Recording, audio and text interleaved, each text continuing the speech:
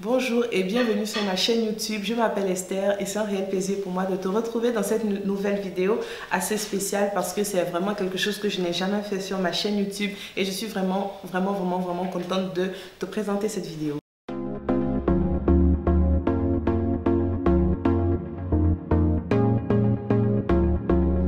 J'ai posé une question à mes abonnés sur Instagram. En parenthèse, si je ne me suis pas sur Instagram, tu devrais le faire. C'est vraiment un endroit où j'échange beaucoup avec mes abonnés, où nous parlons de beaucoup de choses.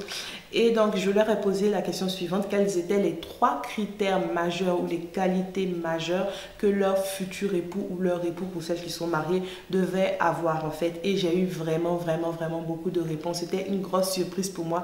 Il y a eu plus de 100 femmes qui ont répondu et vraiment, je ne m'y attendais pas du tout. Donc, par cette vidéo, je veux vraiment dire merci à toutes mes abonnées parce que vraiment, elles ont joué le jeu, elles ont été géniales et comme d'habitude, elles sont juste géniales. Vraiment, les filles, je vous aime beaucoup. Parmi ces 3 critères, en fait, que les filles ont cité, il y a eu des critères vraiment divers et variés, mais il y a aussi eu des critères qui se sont répétés. Alors, j'ai établi un top 5 des critères les plus recherchés en fait par les femmes lorsqu'elles entament une relation avec un homme. C'est parti. Le premier critère en fait, le plus recherché, le plus demandé, le plus attendu pour les femmes de la part des hommes, c'est simplement qu'il faut que cet homme-là soit réellement amoureux de Dieu, qu'il soit vraiment attaché à Dieu. Franchement, il y a eu environ 50 femmes qui ont répondu cela, donc c'est plus de la moitié en fait du nombre de votantes. Donc j'ai pris en ce moment-là, lorsque je travaillais, il y avait 88 réponses, donc 88 femmes. Donc voilà, c'est plus de la moitié en fait, donc c'est vraiment un critère très important. Et je pense que si moi je devais voter, que ce soit avant de me marier ou maintenant, c'est vraiment le critère à ne pas négliger. Il faut que le futur époux ou l'époux soit réellement attaché à Dieu. Pourquoi est-ce si important ? Premièrement, parce que Dieu, en tant que femme, fait partie de nos vies. En tout cas, je parle pour ces femmes qui ont voté. Dieu fait partie de nos vies. C'est vraiment la base de nos vies. Et nous ne pouvons pas imaginer être en relation avec quelqu'un qui n'honore pas ce Dieu-là, qui ne respecte pas ce Dieu-là, qui ne le reconnaît même pas. Donc, quelqu'un qui se dit athée, qui se dit que Dieu n'existe pas, ou etc.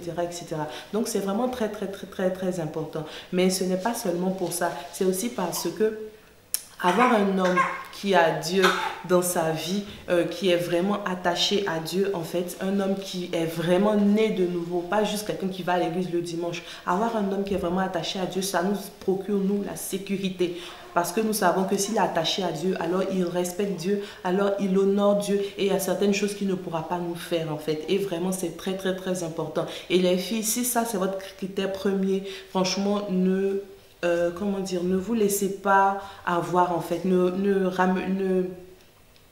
vous laissez pas avoir en fait et ne revoyez pas à la baisse en fait vos exigences parce que ce critère là il est non négligeable. On a vu des personnes qui ont laissé tomber de côté ce critère là, cette exigence là en se disant bon de toute façon il n'y a pas de mariage, je vais arrêter d'être exigeante à ce niveau, même s'ils ne croient pas en Dieu c'est pas grave. Et finalement elles se sont retrouvées dans des situations assez complexes en fait dans leur mariage, parfois même ça se soldait par un divorce et ce n'est pas ce que nous voulons. Que véritablement l'homme à qui vous allez donner votre cœur, votre corps et tout ça soit véritablement quelqu'un qui est attaché à Dieu. Ça vous évite beaucoup de problèmes. Je ne dis pas que lorsqu'il est chrétien, il n'y a pas de problème dans le couple. C'est pas ce que je dis. Mais je veux dire simplement que c'est Dieu qui sera la base et Dieu pourra nous apporter les solutions nécessaires. En fait, il ne sera pas question de divorce, il ne sera pas question de tellement de choses en fait. Donc vraiment, cette relation avec Dieu, c'est la base les gars, ok? C'est la base les gars. Si vous n'êtes pas vraiment attaché à Dieu et évitez de venir simplement dans la vie d'une fille qui est vraiment attachée à Dieu, qui aime Dieu et qui veut lui faire plaisir. Ok, gérez bien votre relation avec Dieu avant même de chercher à vous marier, d'accord? Le deuxième critère qui est revenu beaucoup, c'est que les femmes attendent des hommes qu'ils soient attentionnés et aimants. Vous savez, franchement, la femme, c'est vraiment un être sensible, ok? La parole de Dieu dit, Marie, aimez vos femmes, femmes, soyez soumises à vos maris, mais Marie, aimez vos femmes comme Christ a aimé l'Église et s'est livré lui-même pour elle.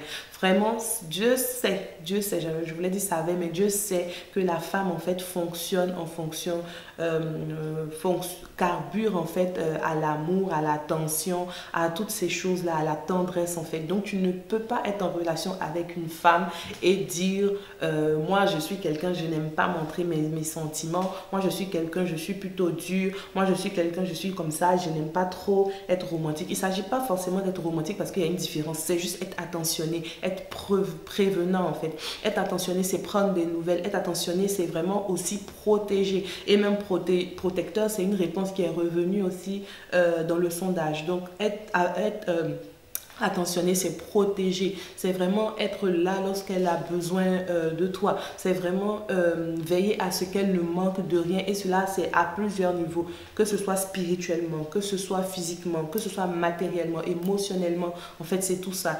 Vraiment, une femme vit mal une relation où l'homme n'est pas attentionné, aimant, où il ne lui manifeste pas son amour en fait. Et il y a tellement de manières de manifester de l'amour à une femme en fait. Il y a un livre qui est intitulé Les 5 langages de l'amour. Donc il y a plusieurs manières en fait de manifester l'amour. Donc je vous invite déjà à aller acheter ce livre, d'accord? Je vous mettrai le lien en barre de description. Donc voilà en fait. Il y a plusieurs manières de manifester l'amour et vraiment une femme c'est ça, une femme vit pour ça. Une femme qui n'est pas aimée, qui n'est pas cajolée, dont on ne prend pas soin, c'est une femme qui ne sera tout simplement pas heureuse. Elle sera peut-être là, elle va peut-être être dans ton entourage, va faire ce que tu lui demandes, mais elle ne sera pas heureuse parce que nous les femmes on aime ça et c'est comme ça, il faut tout simplement l'accepter. Le troisième critère qui est revenu plusieurs fois avec environ 17 voix, c'est le fait que cet homme-là doit être un leader, un responsable. Les gars, ça c'est très important. Être un leader. Nous ne voulons pas être avec des hommes qui sont encore des bébés, que ce soit des bébés spirituels, que ce soit des bébés financiers, que ce soit des bébés émotionnels, que ce soit des bébés même sociaux. Bébé au niveau de la maturité. Entre parenthèses, quand je dis bébé financier, je ne parle pas de... On ne veut pas se mettre avec quelqu'un qui n'a pas beaucoup d'argent. Non, on parle surtout de la mentalité même. En fait, le fait qu'il ne veut pas travailler pour fructifier les richesses.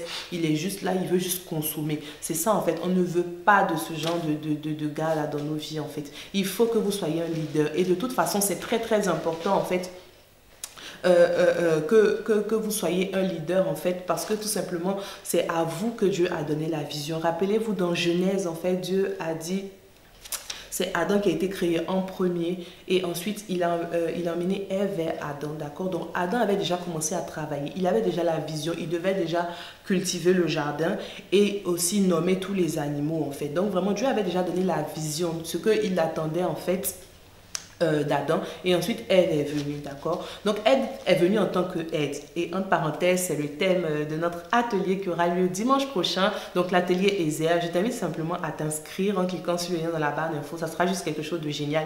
Les inscriptions s'arrêtent ce soir à minuit, donc vraiment dépêche-toi de prendre ta place. En plus il ne reste pas beaucoup de place, donc vraiment prends ta place sans hésiter. Donc en fait Ève est venue en tant qu'aide, ok? Donc c'est Adam qui avait la vision de ce que Dieu attendait. Ok, et c'est pour ça en fait c'est lui le leader tout simplement. Et de toute façon la Bible dit l'homme est le chef de la femme.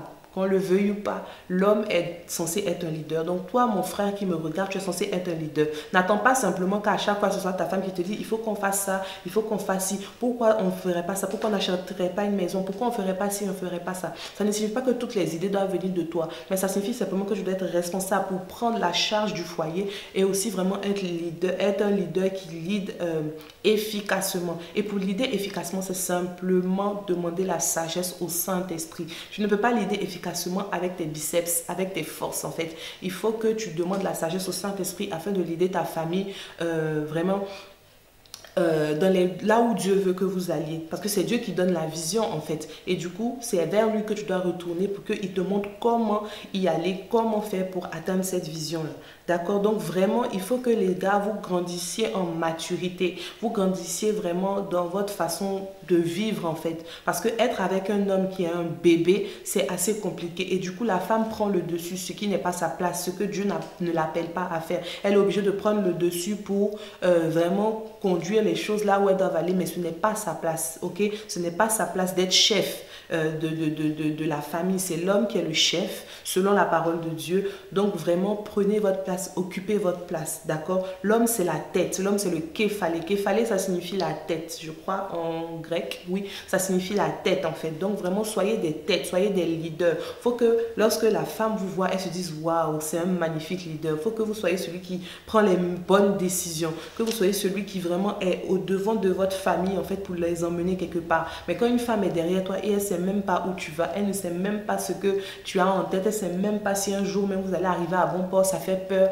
et véritablement, elle ne se sent pas en sécurité. Être un leader fait de vous véritablement un homme qui sécurise sa femme, ok? Et les femmes, nous aimons ça, nous aimons les leaders, nous aimons vraiment les hommes qui savent prendre leurs responsabilités. Et de toute façon, si tu ne sais pas prendre tes responsabilités, ben, tu as échoué, tu aurais échoué dans ton rôle en fait d'époux en fait, tout simplement. Le quatrième critère qui est ressorti avec 16 voix, c'est simplement le respect. Le respect. Il y a tellement de choses qui rentrent en compte en fait dans le respect. Et voilà en fait, nous attendons de vous, chers frères, chers hommes, en fait, que vous soyez respectueux. Déjà, un homme qui est attaché à Dieu, automatiquement, en fait, il est censé manifester du respect envers toi. Un homme qui est attaché à Dieu, il va vraiment te respecter. Et respecter, si je veux vraiment parler de façon contemporaine et de façon bien précise aujourd'hui, en fait, un homme qui respecte une femme ne la bat pas. On n'a pas besoin de discuter pourquoi, qu'est-ce qu'elle a fait et puis tu vas la battre. Non, quand tu respectes ta femme, quand tu respectes ta fiancée, quand tu respectes ta concubine, tu ne la bats pas. Vous respectez bien vos mamans, c'est pourquoi vous ne les battez pas. Alors pourquoi vous voulez battre l'enfant d'autrui? Vous respectez bien vos sœurs, c'est pourquoi vous ne les battez pas. Alors pourquoi vous voulez battre l'enfant de quelqu'un en fait? Vous reconnaissez que vos mères sont des femmes et qu'elles méritent le respect. Mais c'est de la même manière que ces femmes qui sont autour de vous, qui sont à côté de vous, avec qui vous êtes mariés, méritent aussi le respect. Donc respecter, c'est vraiment préserver son intégrité physique parce que oui, ça compte. Respecter, c'est respecter aussi certains de ses choix. C'est vrai que vous êtes les chefs de famille, mais il y a certains choix que vous devez aussi respecter et comprendre, d'accord? Respecter, ce n'est pas, c'est de ne pas l'insulter, de ne pas dire des mots méchants, parce qu'il y a des hommes qui sont vraiment méchants, qui disent des mots blessants à leur épouse et ils veulent que celle-ci soit épanouie. Ce n'est pas possible en fait. Et dans le respect aussi, je mets vraiment respect des aînés, respect de la famille. Tu ne peux pas dire aimer une femme et ne pas respecter sa famille. Tu ne peux pas dire aimer une femme et ne pas respecter son père et sa mère, ça n'a pas de sens. Donc vraiment, c'est un critère qui compte pour les femmes et oui, oui, oui, ça compte vraiment. Il ne faut pas le négliger. Certains hommes sont simplement légers, ils se permettent de dire des choses à leur femme en se disant que de toute façon, ça n'a pas d'impact. Si, comme je l'ai dit précédemment, la femme vraiment, elle écoute, elle est auditive. C'est ce qu'elle entend en fait qui la fait vivre, si je peux le dire ainsi en fait, d'accord? Donc elle est très attachée aux mots, c'est pour ça d'ailleurs on aime bien, on aime les hommes attentionnés parce que déjà ça passe par les mots, par comment il va te parler avant même que ce soit même déjà des actions en fait, ok? Donc vraiment, si dans tes mots tu l'insultes constamment, ne t'attends pas à ce que ta femme porte du fruit. Si tu passes ton temps à la rabaisser, à lui manquer de respect, ne t'attends pas à ce qu'elle se développe comme une fleur en fait, d'accord? La Bible dit que la femme est la couronne de l'homme. Une couronne est censée te faire être vue. Une couronne fait de toi un roi. Donc si déjà cette couronne, tu n'en prends pas soin, tu la bafoues, tu la casses, tu la jettes, etc., elle ne va plus briller. Et de toute façon, quand tu vas mettre ça sur ta tête, ça ne sera même plus une couronne. Ça va se transformer vraiment en quelque chose qui va faire ta honte en fait. Donc vraiment, le respect, c'est très, très, très important. Le dernier critère qui est revenu plusieurs fois avec 12 voix, c'est simplement la patience. La patience. Je pense que c'est important. Personnellement, je n'aurais pas forcément pensé à ça, mais c'est revenu plusieurs fois, la patience. C'est très important. C'est très important simplement parce que nous ne sommes pas parfaites. Nous ne sommes pas parfaites, nous serons appelés aussi à faire des erreurs, nous serons appelés à ne pas forcément bien nous comporter, nous serons appelés voilà, à parfois manquer de sagesse, dans nos attitudes. Mais si tu n'es pas patient, si tu te dis que j'en ai marre de celle-ci, ça ne sert à rien en fait, ok? Il faut vraiment manifester la patience. Et de toute façon, la Bible dit l'amour est patient. C'est la première caractéristique de l'amour. L'amour est patient. Parce que voilà, l'amour est censé vraiment supporter tout en fait. Et pour supporter, on a besoin de patience. Sinon, au bout de quelques mois, au bout de quelques semaines, même pour certains, on se fatigue et vraiment on laisse tomber. Donc voilà un peu les 5 critères qui sont revenus plusieurs fois. Mais vraiment, il y avait beaucoup d'autres critères en fait. Il y avait vraiment des choses que j'ai beaucoup aimées. Il y avait le fait que l'homme devait être un travailleur, très très important. Il devait être bon. Il y avait la bonté aussi qui venait vraiment juste après la bonté. Il devait manifester la bonté. Il devait être un homme de vision. Ça, c'est même pas négligeable. C'est très important. Mais je veux terminer cette vidéo en disant aussi que vraiment, il y a des choses que vous devez aussi vraiment développer de façon plus précise. Moi, je vais vous parler du fruit de l'esprit.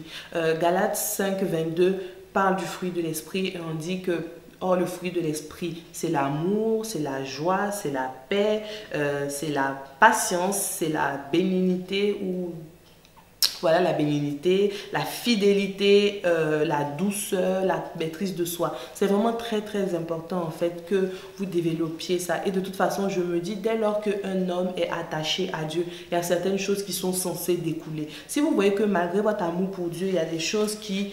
il y a des choses que vous n'arrivez pas à acquérir en fait comme caractère.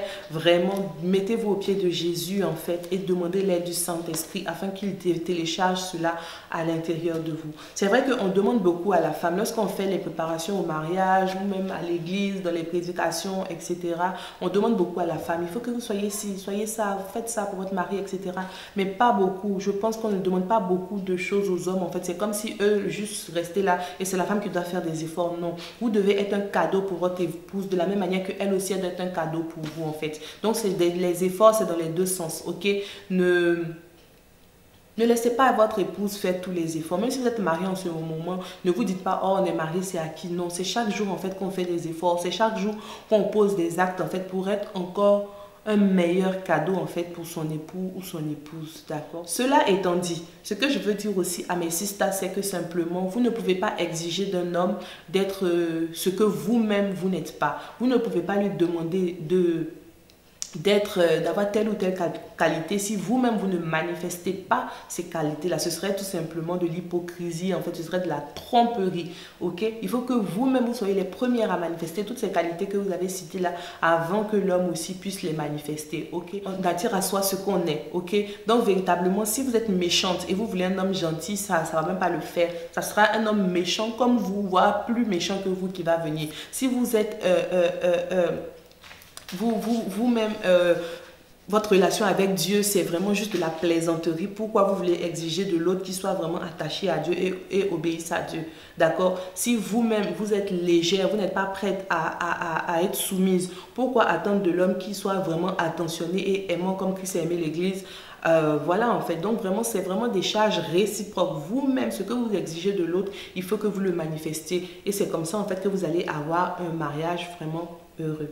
D'accord? Donc voilà, j'en ai fini pour cette vidéo. Ce que je veux te dire, si tu es un homme, c'est tout simplement réponds en commentaire en fait quelles sont les choses que toi homme tu attends d'une femme, parce que je vais faire une autre vidéo du coup la version homme et vraiment j'aimerais vraiment savoir. Donc si tu es un homme, n'hésite pas, prends juste 30 secondes pour citer les 3 critères majeurs que tu aimerais retrouver chez ta future épouse ou chez ton épouse en fait et qui sont vraiment non négociables. D'accord? Ça me ferait vraiment plaisir de te lire. Donc voilà, j'en ai fini avec cette vidéo. J'espère qu'elle t'a plu. N'hésite pas à la partager autour de toi. Si tu n'es pas encore abonné à ma chaîne, je t'invite à le faire. C'est gratuit, c'est rapide et je te dis à une très prochaine fois pour une nouvelle vidéo. Bisous!